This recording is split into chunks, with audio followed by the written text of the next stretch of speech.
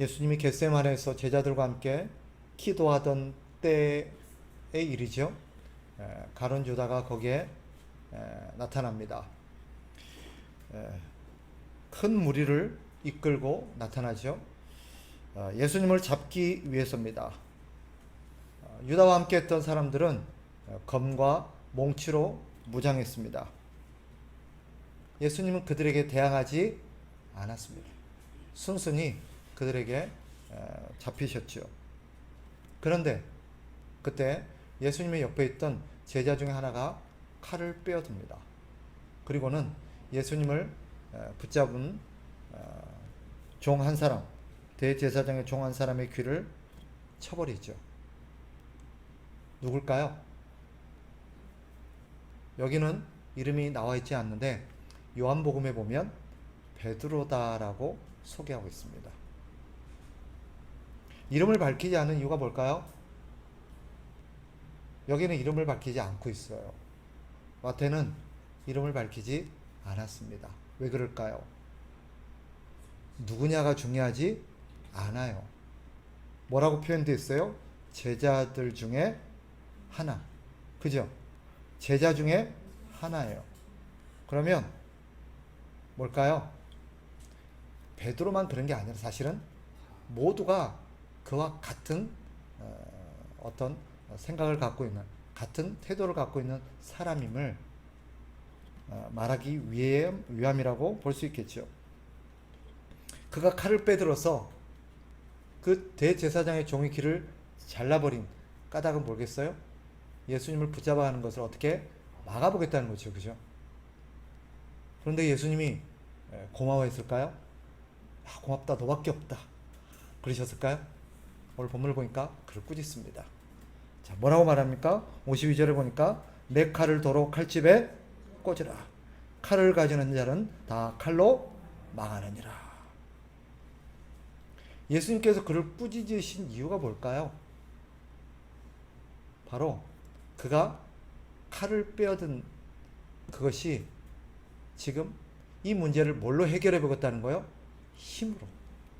힘으로 문제를 해결해 보려고 하는 그의 생각과 태도를 꾸짖으신 것입니다.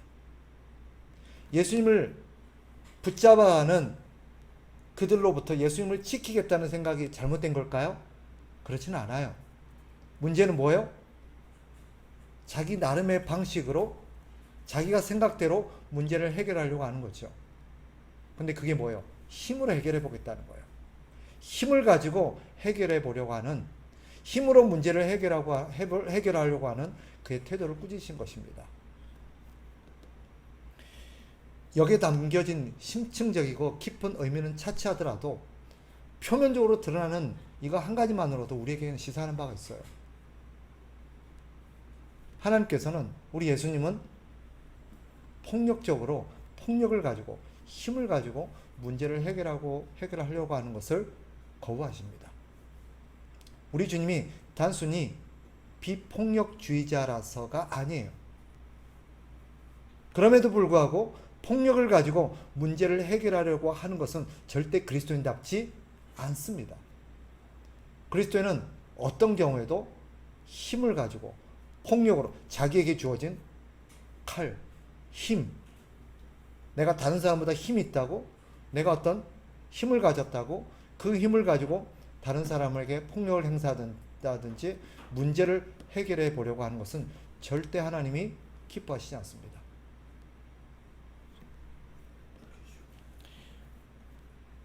그럼에도 불구하고 우리 주님께서 꾸짖으신 더 중요한 이유는 뭐예요? 힘이면 된다는 생각 때문이에요.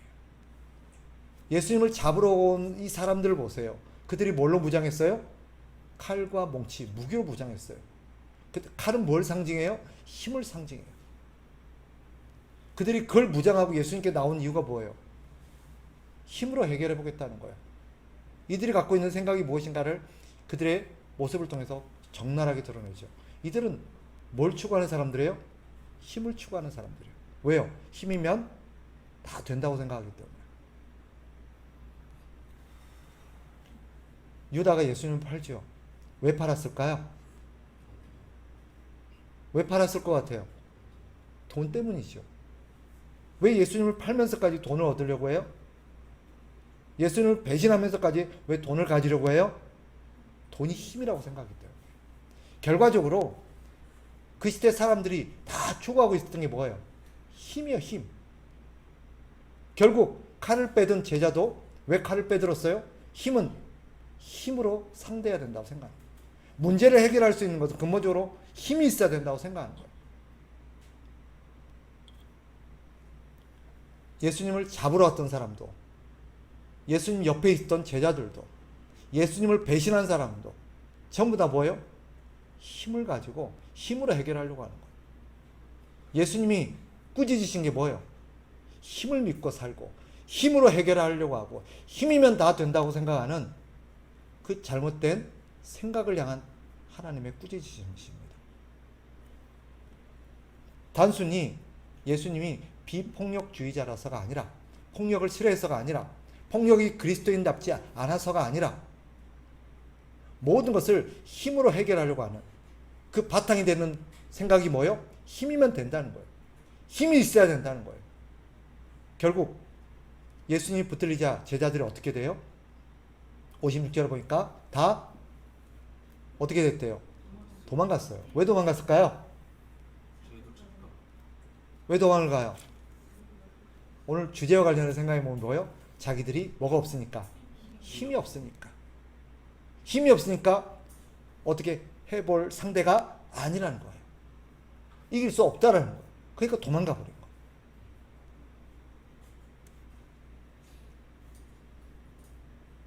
주님이 왜 붙들리셨을까요? 왜 그들에게 순순히 잡혀갔을까요?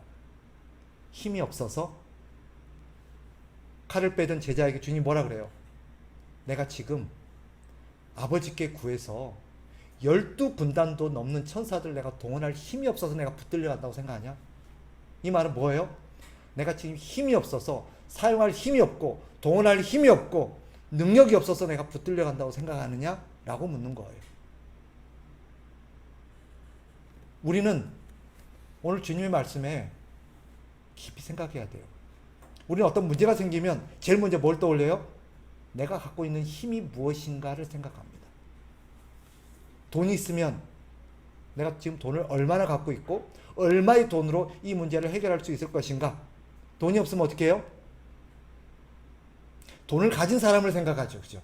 누가 그럼 돈을 갖고 있는가?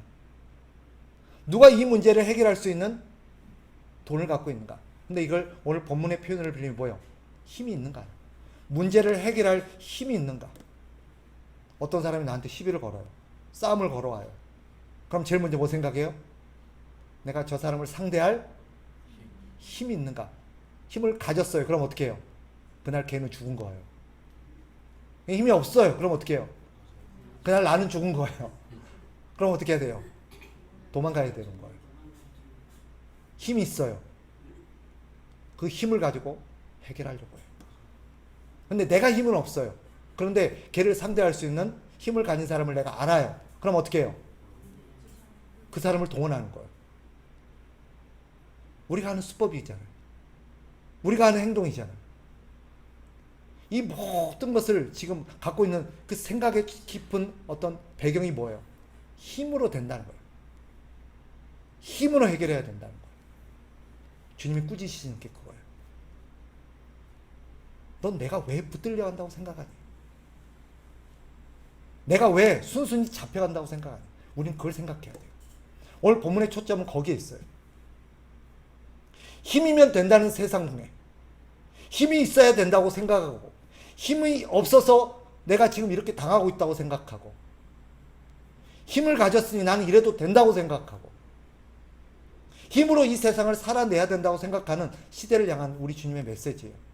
거기에 편성하는 그리스도인들, 심지어는 예수님의 제자들조차도, 예수님을 믿는 사람들조차도 힘으로 어떻게 해결하려고 하고 힘이 없으니까 결국 아무것도 못한다 생각하고 힘이 없으니 도망가 버리는 그런 시대의 하나님의 백성들에게 하시는 얘기예요. 우리 주님이 던져요. 왜 내가 붙들려 간다고 생각하니? 왜 내가 순순히 잡혀간다고 생각하니? 내가 힘이 없어서 아니라는 거예요. 성경을 보면 우리 하나님께서 우리를 사랑하신다는 것을 우리는 알 수 있습니다. 그죠? 하나님이 저와 여러분을 사랑하시는 걸 믿으십니까? 확신하세요? 하나 더 여쭤볼게요. 하나님이 우리를 도우시고 인도하시고 지키고 계신다는 걸 믿으십니까? 믿으세요? 항상 우리를 지키십니까? 그런데 성경은 사실 그렇지 않아요. 우리는 내가 어떤 위급한 상황이 당한다든지 어려운 상황이 당한다든지 특별히 내 목숨을 위협당하고 죽을 뻔한 어떤 상황 같으면 우리가 딱 기대하는 하나님의 일은 뭐예요? 하나님이 극적으로 개입하셔서 나를 막아주시거나 지켜주시거나 살려주시는 거예요. 내가 지금 어떤 병으로 죽어가요. 시한부 인생이에요. 병원에서 죽는데요. 그럼 우리가 할 수 있는 게 뭐예요? 기도하는 거예요. 하나님께 기도해요. 하나님 살려주세요. 그럼 우리가 기대하는 시나리오는 뭐예요? 하나님께 기도했더니 극적으로 할렐루야! 이러면서 일어나는 거고 고쳐지는 거예요. 병원에 갔더니 없어졌습니다. 깨끗해졌습니다. 할렐루야! 이게 우리가 원하는 시나리오. 근데 그렇게 되던가요?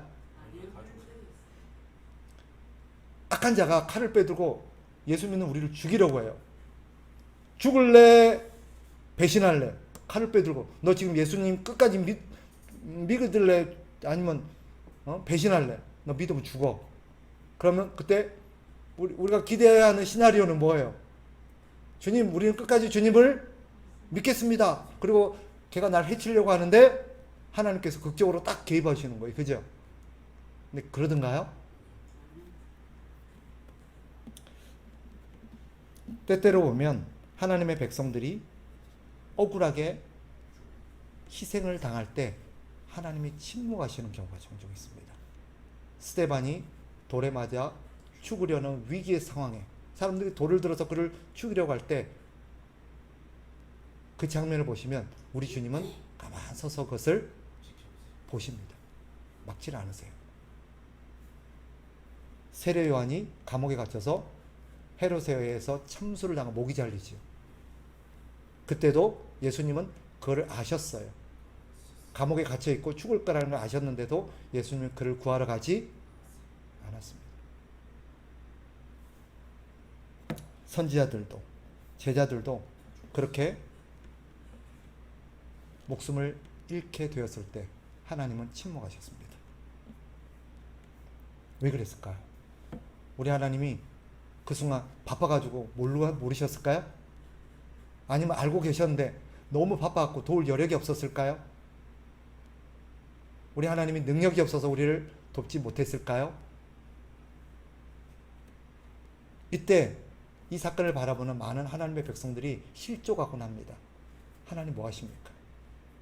내가 이렇게 억울한 일을 당하고 있는데, 내가 이렇게 고통 가운데 있는데, 내가 죽어가고 있는데, 내 사랑하는 이가 지금 목숨을 잃을 지경인데 하나님 어디서 뭐 하십니까? 그럼 물어봅시다. 그날 돌에 맞아 죽어가던 스데반은 죽으면서 하나님 이럴 줄 몰랐습니다. 이건 아니시오 하나님. 실망입니다. 그러고 죽었을까요?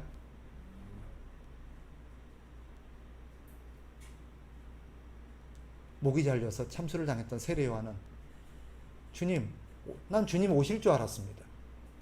감옥에 가서 나를 구해줄 줄 알았습니다. 너무하네요.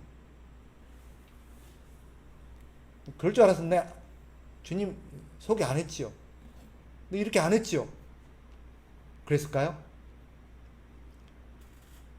예수님이 오늘 당신이 그대로 붙들려가면 자기가 가지신 12군단도 더 되는 천사를 동원하지 않았고 그렇게 붙들려가면 하나님 아버지께서 나를 결국에 결정적인 순간에 나를 구하실 거라고 생각하고 붙들려갔을까요?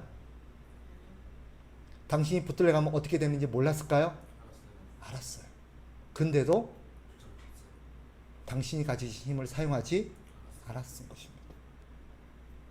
스데반도, 세례 요한도, 우리가 기억할 만한 모든 하나님의 사람들이 목숨을 잃어가는 그 현장 속에서 그들은 그 길에서 자기를 기다리는 게 뭔지를 알았을 거예요.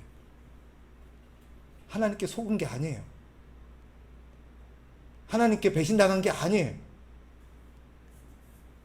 그렇게 될 것을 그들은 생각했어요. 그런데도 그 길을 선택했어요. 왜요? 오늘 질문은 왜? 왜? 오늘 그 대답이 예수님이 하십니다. 자, 본문으로 돌아가 봅시다. 자, 54절 같이 한번 읽어봅니다. 줄을 좀 꺼놓으셔도 좋아요. 54절 같이 한번 읽어봅니다. 시작. 내가 만일 그렇게 하면 이런 일이 있으리라 한 성경이 어떻게 이루어지겠느냐 하시더라. 줄을 꺼놓으세요. 성경이 어떻게 이루어지겠느냐 하시더라. 내가 만일 그렇게 하면 이게 무슨 말이에요? 12군단도 더 되는 자기가 가진 모든 능력을 동원해서 이들을 물리쳐버리고 막아버린다면 이렇게 되리라고 했던 성경의 예언이 어떻게 되겠냐는 거예요. 성경이 성취되지 않을 거라는 거죠. 그러면 주님께서 동원하지 않는 이유가 뭐예요? 성경에 그죠? 이렇게 일이 될 거라는 하나님 아버지의 말씀, 그분의 뜻이 이루어지게 하기 위해서 자기의 길을, 자기의 힘을, 자기가 가진 능력을 내려놓으신 거예요. 넘어갑니다. 56절 같이 한번 읽어봅니다. 그러나 시작.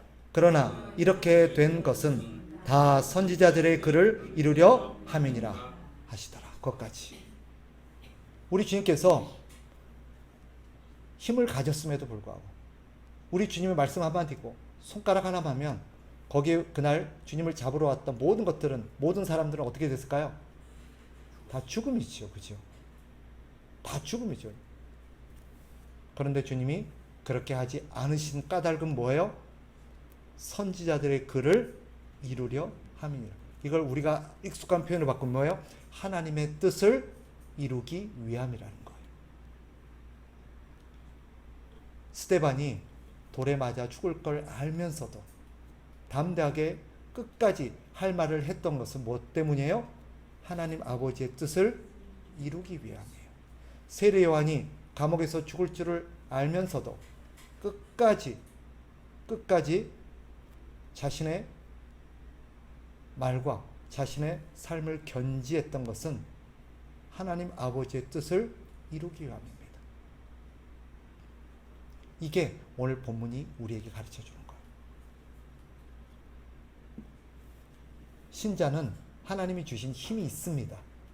그런데도 그 힘을 자신의 욕심과 자신의 뜻을 위해서, 자신의 안위를 위해서 사용하지 않는 이유가 뭘까요?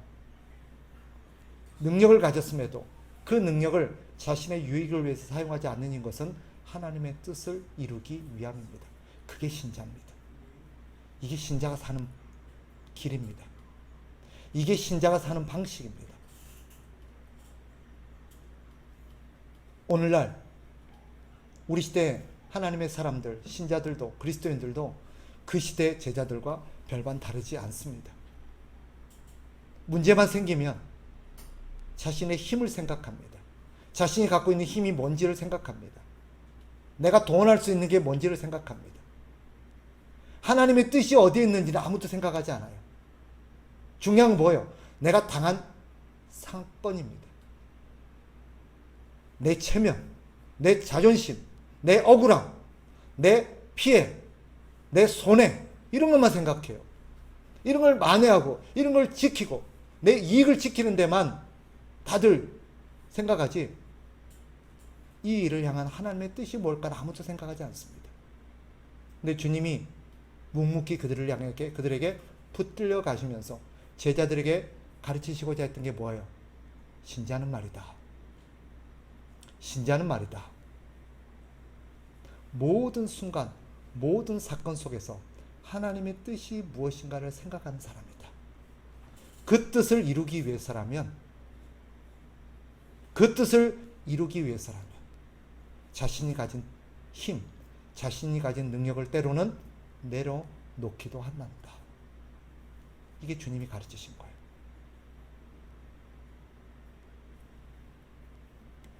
그럼 주님의 뜻이 뭘까요?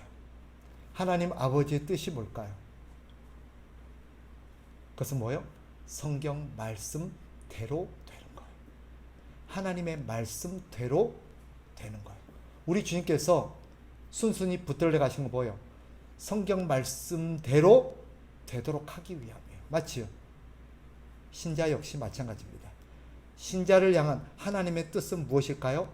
말씀대로 사는 거예요. 성경은 뭐라고 가르쳐요? 신자는 이렇게 살아. 신자는 이렇게 사는 사람이야 라고 기록하고 있어요. 예를 들면 우리가 하는 말씀 뭐예요? 신자는 항상 기뻐해. 쉬지 않고 기도해. 범사에 감사해. 이것이 너희를 향한 하나님의 뜻이니라라고 분명히 되어 있어요. 그러니까 신자는 어떻게 산다고요? 항상 기뻐하며 살아. 물어봅시다. 신자가 항상 기뻐하며 살아. 그 전제에는 절대 슬픈 일도 안 생기고 나쁜 일도 안 생기고 억울한 일도 안 생기고 손해보는 일도 안 생기고 그래서 그런다는 걸까요? 슬픈 일이 있음에도 항상 기뻐한다는 거예요. 억울한 일이 있음에도 항상 기뻐한다는 거예요. 그게 신자라는 거예요. 그러니 신자는 어떻게 살아야 돼요? 하나님의 뜻이 뭐예요? 하나님의 말씀대로 사는 거예요. 억울한데, 너무 속상한데, 너무 기분이 나쁜데, 너무 자존심이 상한데, 마음만 먹으면 저거 내 한 주먹거리도 안 되는데, 내가 아는 사람 다 동원하면 저거 하나 죽이는 거 일도 아닌데, 그러면 돼야 안 돼요? 안 돼요. 왜 안 돼요? 하나님이 그것을 기뻐하지 않기 때문에. 그게 하나님의 뜻이 아니기 때문에. 그런데 오늘날 신자들은 어떻게 살아요? 너무 속상한 게요. 뉴스 보셨어요? 최근에 학교 교사들 향해서 학부모들의 갑질 문제들을 한번 사회가 시끄러웠잖아요. 선생님들이 못해 먹겠대잖아요. 너무 힘들어가지고 삶을 포기한 선생님도 있었잖아요. 꽃다운 나이에. 그래서 대두됐던 게 뭐예요? 학부모들의 지나친 민원이었어요. 지나친 학부모들의 학교 개인 문제였어요. 근데 그 가운데 한 유명인이 거론이 됐어요. 근데 너무 속상했던 게 뭐냐면 그 유명인이 교회 다니는 사람이래요. 근데 그 유명인이 힘이 있어요. 말 한마디면 많은 팔로워들, 자기를 따르는 유명인이다 보니까 얼마나 많은 사람이 자기 한마디면 휘둘리겠어요. 근데 그 사람이 그 선생님 나쁘대요. 잘못했대요. 그러니까 이 내막을 모르는 수많은 그 사람을 따르는 사람들이 어떻게 했을까요? 나쁜 놈이네 고 죽일 놈이네.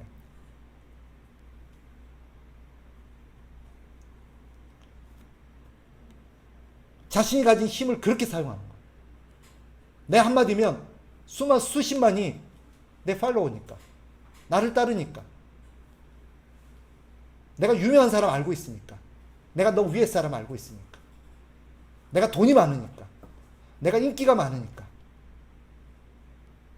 미운 사람, 기분 나쁘게 하는 사람, 내 자식 건든 사람 죽여도 됩니까?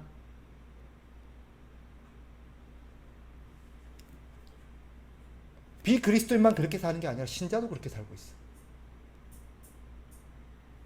솔직히 우리는 예외예요? 우리는 예외입니까? 심지어는 목사님들조차도 어떤 문제가 생기면 자기가 아는 인맥을 다 동원합니다. 하나님의 뜻이 무엇인지, 하나님이 정말 기뻐하시는지는 별로 관심 없어요. 내가 얼마나 힘을 가진 사람인지를 보여주려는 거. 오늘 칼을 빼든 제자하고 뭐가 달라요? 내가 가진 게 뭔지를 보여주겠다는 거예요. 이 검으로 너 하나쯤은 해결할 수 있다는 거예요. 주님이 뭐라 그래요? 칼집을 도로 꽂아라. 무슨 말씀이에요? 집어넣어. 그거 도로 집어넣어. 그거 하지 마. 그리고 뭐라 그래요? 힘을 가진 자는 힘으로 망한다는 거. 힘으로 해결하려고 하면 결국 망해요. 왜요? 그 망한다는 게 무슨 말인지 아세요? 더 큰 힘을 가진 자에게 망한다는 뜻이 아니에요. 결국 힘으로 살려는 모든 자를 하나님이 심판하신다는 뜻입니다. 신자는 그렇게 사는 존재가 아니에요. 우리 예수님이 보여준 게 뭐예요? 신자는 힘으로 사는 게 아니에요. 신자는 어떻게 살아요? 하나님의 말씀으로 살아요. 모든 상황, 모든 순간을 말씀대로 살아내요. 왜요? 그게 신자니까. 성경은 이렇게 가르칩니다. 나에게 악을 행하는 사람을 어떻게 대항하래요? 더 큰 악으로 저지합니까? 한 대 때리면 2대 때리래요? 누가 너를 한 대 때리면 아이 죽여놔라 그냥. 그렇게 가르쳐요? 오른뺨을 때리면 너는 양뺨 다 때려라 그렇게 해요? 아니죠. 왼뺨을 돌려대래요. 이걸 바울이 뭐라고 표현해요? 악을 악으로 갚지 마라. 악을 무엇으로 이겨라? 선으로 이기라는. 그게 그 말이에요. 신자는 악을 어떻게 이겨요? 선으로 이겨요. 그는 나에게 악을 행했는데 나는 뭘 해요? 선을 베풀어요. 그게 신자예요. 왜요? 하나님 말씀이 그거니까. 그게 하나님 뜻이니까. 우리는 뭘 추구하는 사람이에요? 내 이익이나 내 자존심이나 내 명예나 내 체면이 아니에요. 하나님의 뜻을 추구하는 사람이에요. 하나님 뜻이 이루어지면 그것으로 족한 거예요. 억울한 일을 당하고 속상한 일을 당하고 손해를 보았는데 그 순간 내 뜻, 내 방식대로 해결하지 않고 하나님의 뜻이 무엇일까를 생각해서 하나님의 뜻을 순종했더니 나는 손해봤지만 억울한 일을 당했지만 체면이 상했지만 어떻게 됐어요? 하나님의 뜻이 이루어졌어요. 결국 하나님께서 그런 우리를 통해서 하나님의 백성들이 어떻게 살아가는 존재인지를 세상에 보여주고 싶은 거예요. 너희는 달라. 너희는 세상의 방법대로 사는 자가 아니야. 너희는 어디에 속해 있어요? 하늘에 속해 있어요. 하나님 나라 백성이에요. 하나님 나라 백성은 악을 악으로 갚는 사람이 아니야. 힘을 힘으로 대항하는 사람이 아니야. 선으로 악을 이기는 사람들이에요. 하나님 말씀에 순종하는 사람들이에요. 그게 신자예요. 아멘이십니까? 우리는 그렇게 사는 자들이에요. 그래서 우리가 손해를 보는 거예요. 그래서 우리가 억울함을 참는 거예요. 그래서 우리가 자존심을 접는 거예요. 우리 그렇게 살아왔잖아요. 그죠? 근데 이제 와서 그가 한번 뭐라고 우리 하나님의 뜻을 꺾으려고 그러세요. 모든 순간을 그렇게 살아내는 게 우리 신자입니다. 우리 주님이 기뻐하시는 것은 내가 힘을 가지고 그를 눌러서가 아니에요. 힘이 있음에도 불구하고 그 힘을 포기하고 하나님의 뜻을 추구할 때 하나님이 영광을 받으세요. 그래, 그게 신자지. 그래, 그래야 너답지. 그래, 그게 너다운 거야. 제일 목사인 제가 듣고 싶은 말이 뭐겠어요? 그게 목사답지. 그게 목사지. 그래, 목사답네. 우리 하나님 그렇게 인정해 주신 거예요. 여러분은요? 그게 권사지. 역시 권사답네. 그런 얘기 들으셨으면 좋겠어요. 아멘? 우리 그렇게 살아요? 기도합시다.